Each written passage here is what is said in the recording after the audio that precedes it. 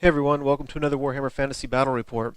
This is one of the most enjoyable games I've ever played in Warhammer, the big Bretonnian Peasant Revolt using the Blood and Glory scenario.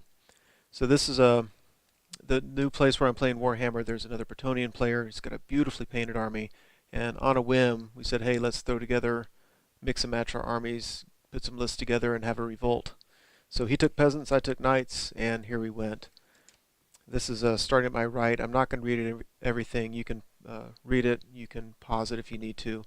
Uh, there's middle of the board, and there's the left. So he's spread out pretty evenly across it. I was trying to bunch up on my right, but with terrain and stuff, there's only so much I could do.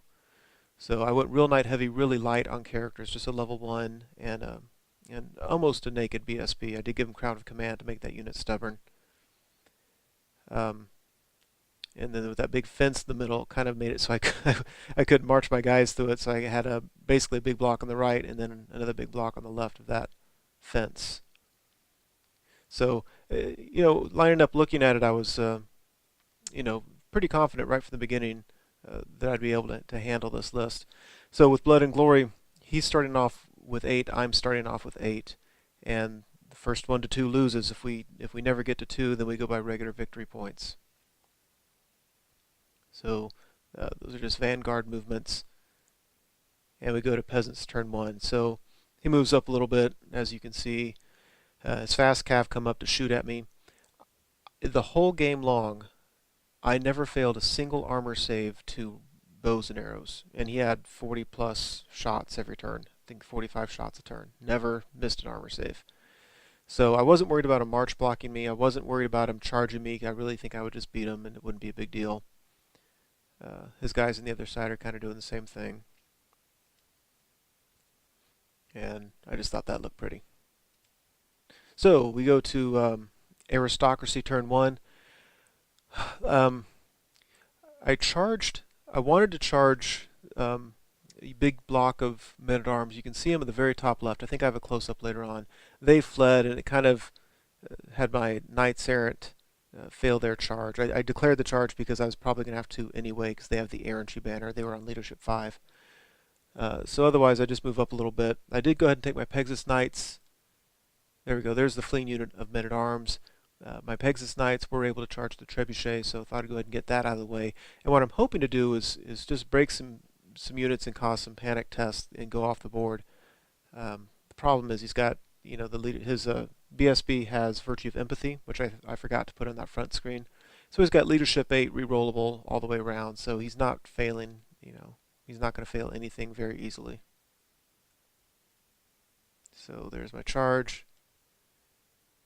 And these guys, I don't know if I charged and failed or if I didn't charge. Either way, it was going to be a tough charge to make. I think I just moved up about 15, 16, 17 inches away, something along those lines. So after combat, kill the trebuchet, and then I just combat reform. And I'm looking to charge either his battle standard bearer or his mage over there. I don't think that's his general. I think that's his other one.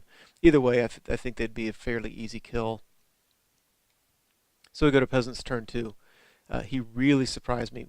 He charged his battle standard bearer into my Pegasus Knights, and I was thinking, yeah, not a problem. I think I can handle that. Of course, part of my problem is I'm thinking in terms of I outnumber them, and that's 1 combat res. So that's kind of a fail there because I'm not going to get that.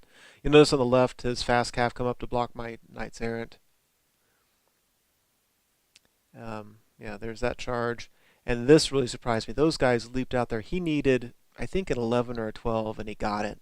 And surprise charged my questing knights, which wasn't the end of the world, but it certainly did surprise me. I was hoping to get a dual charge on them to make short work of them. But yeah, that didn't happen.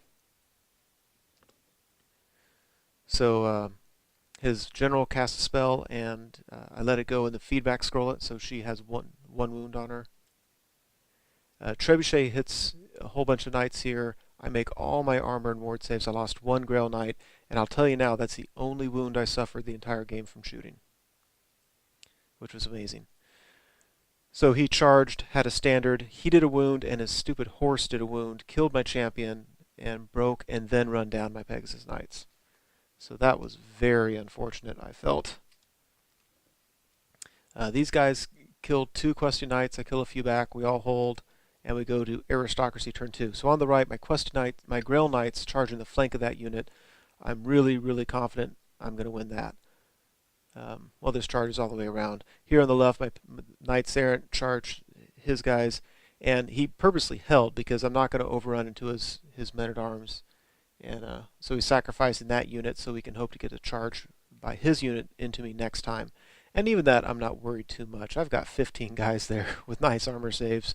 I think I'll be okay. So here in the middle, Knights of the Realm charge the flank of his battle standard bearer. So I've got a charge in 2 ranks and a flank. So starting with static res 4, pretty confident I'm going to do well there. The other guys charge into his Grail Relique. I'm not sure I'm going to break them because they're stubborn, but I think I'll do enough wounds to make short work of them soon enough. And like I said, I'm not worried about that battle. So his fast cav are gone. I just reform so that if he does charge me, he gets me in the front. Totally fail with his BSB and wounding him, and but he's on 4 rerollable, and he rolls Snake Eyes. So that really hurt. His Grail Relique did 1 wound on me. I did a bunch of wounds on it, but they stick because they have that battle standard bearer nearby. And over here, those peasants are gone. So we start off 8 to 8. Now they're down to 7 because 1 banner is gone.